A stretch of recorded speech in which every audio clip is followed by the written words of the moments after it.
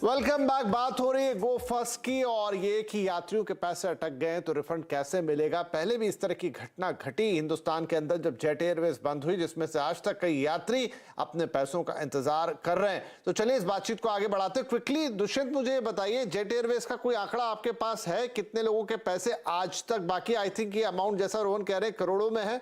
कुछ लोग अभी भी लिखते रहते हैं इसके लिए सोशल मीडिया पर।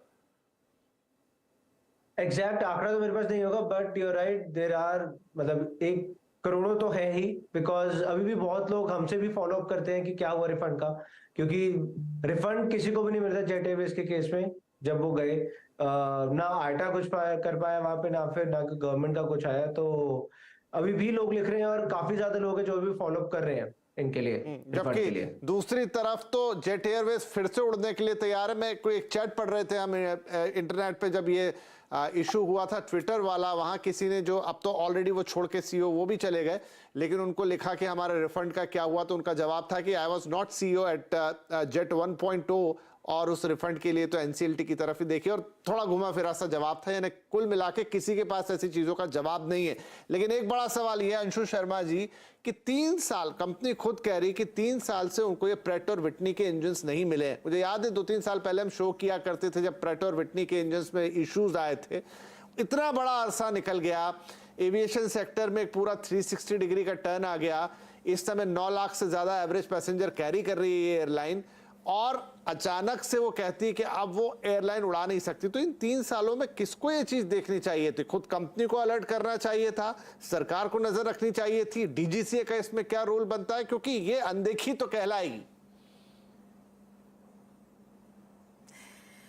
देखिए सर, मैं आपसे सहमत भी हूँ और नहीं भी।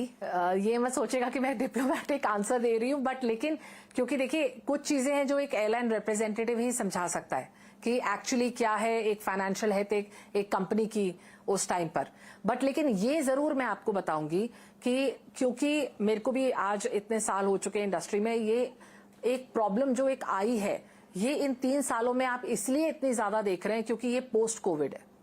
पोस्ट कोविड बहुत सारी ऐसी चीजें आई हैं, चाहे हम एटीएफ फ्यूल को कंट्रोल कर पाए हैं, लेकिन क्योंकि इंफ्रास्ट्रक्चर के लिए और पार्ट्स और इंजन्स और इन सब चीजों के लिए हम थोड़े से वेस्ट पे डिपेंडेंट हैं, तो ये प्रॉब्लम है।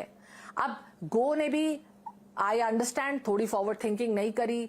अगर इस टाइप के इंजन्स अवेलेबल नहीं थे तो वो दूसरे टाइप के इंजन्स इंट्रोड्यूस कर सकते थे, पर उस वक्त उनके एयरलाइन के अंदर की क्या परिस्थिति थी जब वो गो से गो फर्स्ट हुए, तब क्या तो चल रहा था? आज भी हाँ, गो से गो फर्स्ट हुए, साइड एम्प्लॉय बता सकता है। उसके अलावा आज भी है कि ये कैश, एक मिनट, ये कैश एंड कैरी मॉडल पे चल रहे हैं। मतलब आपको रोज पैसे देने होते हैं, रोज फ्यूल लेना होता है, आपके पास कोई क्रेडिट नहीं। मतलब आर्थिक परेशानियां तो एयरलाइन के पास ऑलरेडी थी। ऐसा नहीं कि इंजन ना मिलना इज द ओनली प्रॉब्लम।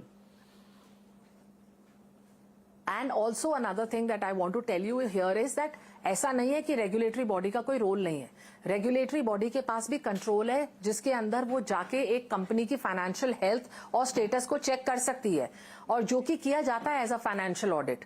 पर लेकिन उसमें ऐसा नहीं है कि वो उनके अकाउंट्स चेक कर सकती है या उनके बोर्ड ऑफ डायरेक्टर्स किस तरीके से हैंडल कर रहे हैं वो देख सकती है। वो फाइनेंशियल हेल्थ उनके कंपनी के एम्प्लॉयज के जरिए से देखती है, उनके फ्लाइंग की स्ट्रेंथ के जरिए से देखती है।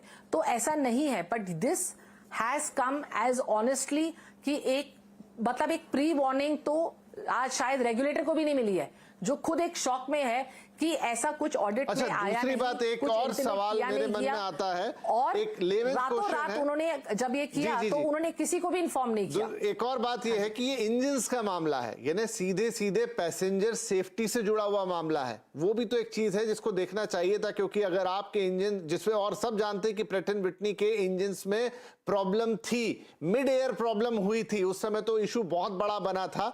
और अगर वहां पे आपके पास न्यू इंजन्स की सप्लाई नहीं है, इसका मतलब आप भगवान भरोसे चल रहे हैं। आपसे अब यही मैं आपसे बताना चाहती हूं कि क्योंकि पैसेंजर सेफ्टी एक बहुत बड़ा कंसर्न रहा है हमारी कंट्री में, और जब ये प्रॉब्लम आई थी तो इमीडिएटली उसी वक्त रेगुलेटर ने इन लोगों को इशू किया था कि आप अपने उन एयरक्राफ्ट्स को ग्राउंड कर दीजिए जिनकी ये इंजन्स की प्रॉब्लम आ रही है। तो आज आप देखिए ना, वो एक साइकिल है। आपके नए इंजन आ नहीं पा रहे, आपके एयरक्राफ्ट ग्राउंड हो रहे हैं, आपके लिए एक एयरक्राफ्ट को मोबाइल रखना बहुत जरूरी है, क्योंकि उससे खाली आपके पैसेंजर्स ही नहीं, बट आप समझे कि उसे कहते हैं आपके सारे एम्प्लॉयज, आपके जितने भी back staff, front staff, everything is related to today an aircraft being in motion, and an aircraft not being in motion is a huge loss for a company, and that is also adding in, क्योंकि आप salary देना बंद नहीं कर सकते, आप अपने बाकी चीजों को इंफ्रास्ट्रक्चर ठीक है अंशु जी, ये बहुत सारी बातें ये सब ऐड होता हो सकती है। मेरा समय अब क्योंकि समाप्त हो रहा है, लेकिन कहीं ना कहीं क्लीन चिट तो नहीं दी जा सकती। यह बात तो है कि कंपनी को देखना चाहिए था, यह कोई रातों रात खड़ी हुई समस्या नहीं है। आप कहीं ना कहीं मिसमैनेज कर गए, कहीं ना कहीं आप मिसकैलकुलेट कर गए और अंततः फंस गए यात्री, क्योंकि सिर्फ बात पैसे लौटाने की भी नहीं है ना, बात यह है कि बहुत सारे लोगों को बहुत सारे इंपॉर्टेंट काम से जाना होगा। आधे से ज्यादा लोग तो यही बोल रहे हैं, इनफैक्ट रोहन आप लोगों ने भी जो बातचीत की है आज तमाम यात्रियों से जिसे हम दिन भर चला रहे हैं, उसमें ज्यादातर लोगों का यह कहना है कि आप हमें अल्टरनेट फ्लाइट दीजिए। वो 5-10 हजार रुपए वो ले भी लेंगे, उससे उनका काम नहीं होगा, लेकिन उनके कितने महत्वपूर्ण काम डिले हो गए, छूट गए, मिस हो गए, ये बहुत इंपॉर्टेंट है। बहरहाल ये मामला यहीं तो खत्म नहीं होगा, एक सतह पे छूने की हमने कोशिश की है। रोहन, आई थिंक आपकी रिपोर्टिंग भी इस पर जारी रहेगी कि आगे क्या होता है, कितने लोगों को पैसे मिलते हैं, 15 तारीख के बाद क्या होगा, आगे गो एयर गो फर्स्ट उड़ेगा भी कि नहीं उड़ेगा, और ये संकट कितना बड़ा होगा, और वो भी ऐसे वक्त में जब हमारे एविएशन सेक्टर में एक अलग कहानी चल रही है, बड़े बड़े ऑर्डर्स जा रहे हैं, लोड फैक्टर्स बढ़ रहा है, सब कुछ अच्छा है, लेकिन एक एयरलाइन डूबने की कगार पर आ गई। ये दुखद है और उसका खामियाजा एक बार फिर यात्री भुगत रहे। बहुत शुक्रिया फिलहाल आप तीनों ही मेहमानों का इस कार्यक्रम में जुड़ने के लिए, एंड आई होप चीजों पर हम और नई जानकारियां लेकर जल्दी आएंगे और लोगों को बताएंगे कि उनके पैसों का क्या होने वाला। बहुत शुक्रिया फिलहाल के लिए, नमस्कार।